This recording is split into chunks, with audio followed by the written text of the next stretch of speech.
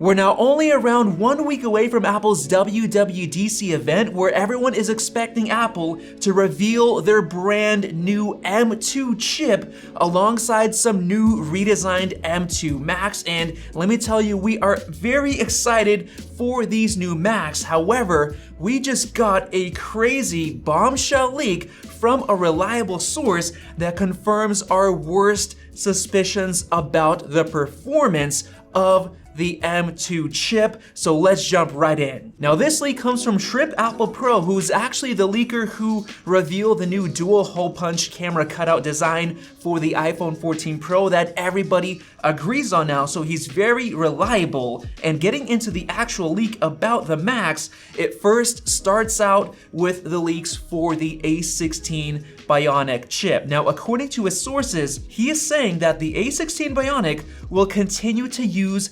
5nm from TSMC N5P. Now, if you don't know what that means, the current A15 chip is actually based on the exact same N5P process, which is the second generation 5nm node from TSMC. So that means there's literally going to be no difference, because a lot of us were expecting Apple to go for the third generation, which a lot of people are calling 4nm, which is actually the third generation 5nm. But this is even worse. They're saying that it's going to use the exact same process as A15, and he confirmed it with a source from a list that says TSMC FF5, which basically means it's still 5nm. Now, the actual upgrades that we should expect for the A16 are slightly better clock speeds for the CPU, slightly faster RAM, LPDDR5 RAM, and a better GPU. And right here, once again, he confirms there is not going to be 4nm for the A16 Bionic chip,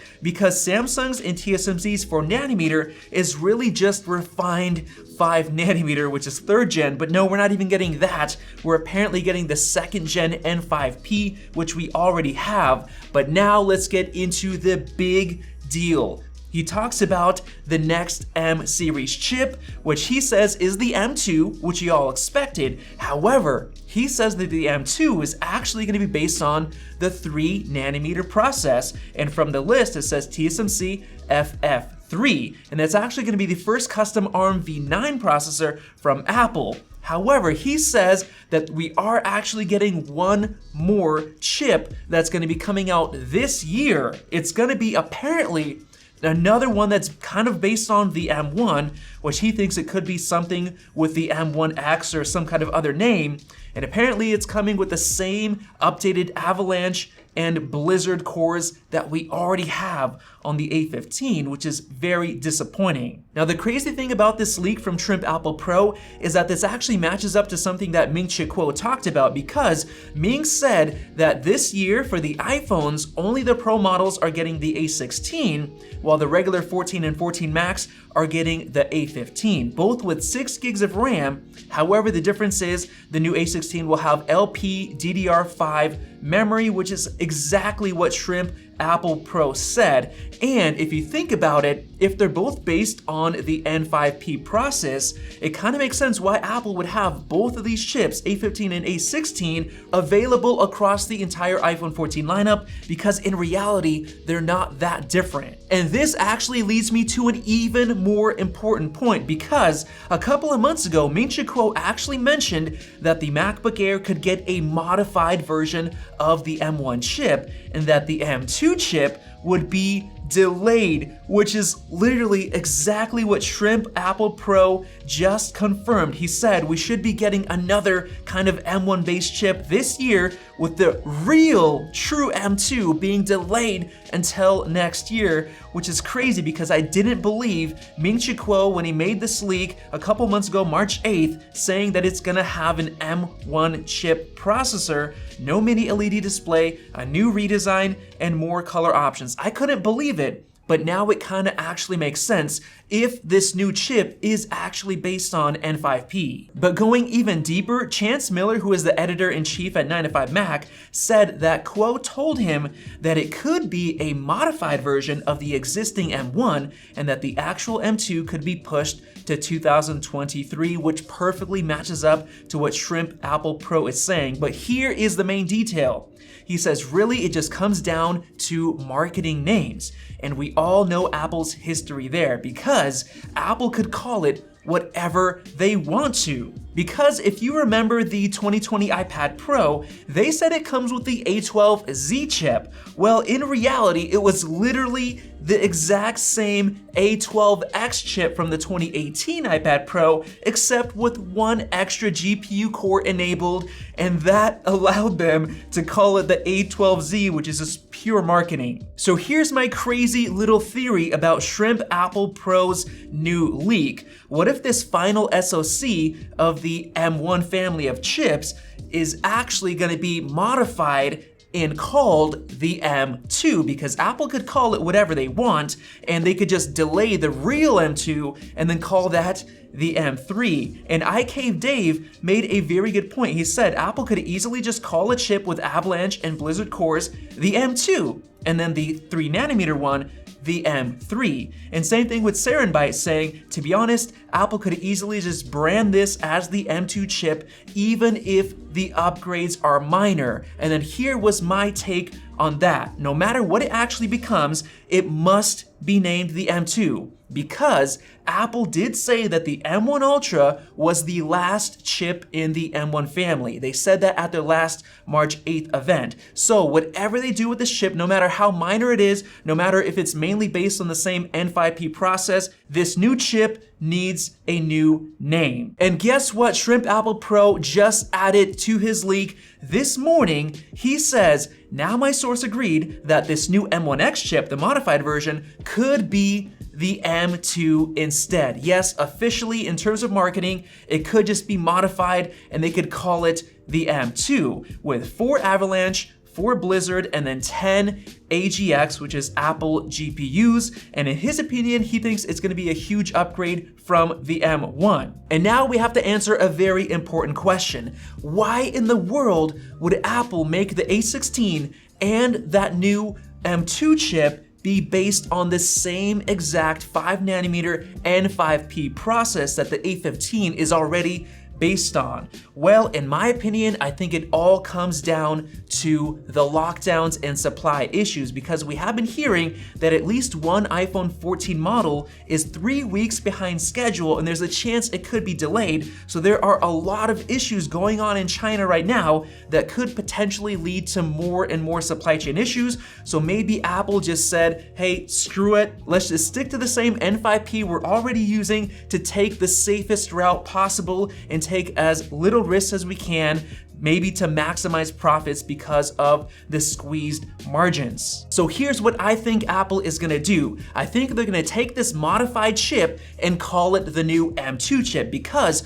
Mark Gurman already reported that within the software there were leaks where Apple is testing at least 9 new M2 based Macs, with a few of those actually being the M2 chip for the MacBook Air, the Mac Mini, and an entry-level MacBook Pro. So what if Apple already decided to call this new modified chip the M2 and went with it? And the reason I think it makes sense is because Mark Gurman has already seen evidence of the next generation M3 chip going into an iMac later on, probably next year. So what if Apple had the M2, they decided to delay it and call it the M3, and then put in a modified version of the M1 this year as the M2? And this, of course, lines up to exactly what Chance Miller was saying, and Quo, and Shrimp Apple Pro. But now I want to get into why this is so disappointing, because if the A16 Bionic will truly be based on the same exact 2nd gen 5nm TSMC N5P process,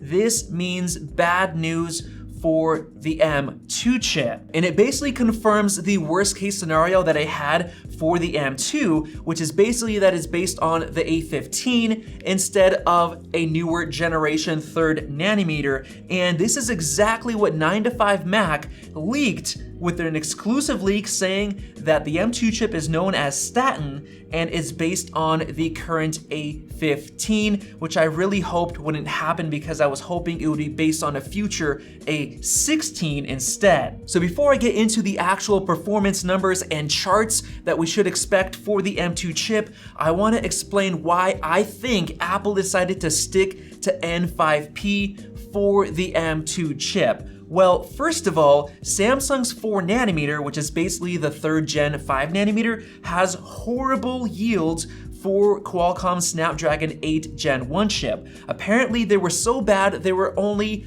35% in terms of yield, which means that if they made 100 chips, they would only keep 35 and they would throw away the rest of them, which is absolutely horrible. And apparently TSMC actually had better results where they would get a yield rate of over 70%, and that's why they're going to be used for the Snapdragon 8 Gen 1 Plus. But even then, if you make 100 chips, you still have to throw away around 30 of them, which could be why Apple decided not to go for 3rd gen 5nm, because they might be trying to save as much money as possible. Because the yields for 5nm or the 1st and 2nd gen are amazing. Way back in 2019, they reported yields of over 80%, which was already very impressive. And then a year after that, in August of 2020, they said that their yields got even better with yields of around 90%. And now, 2 years later, I'm sure they're probably sitting at around 94, 95% based on their own estimates. So maybe that's why Apple chose to stick around to N5P once again. And this finally brings us to the performance. This is actually a video right here that I made around 5 months ago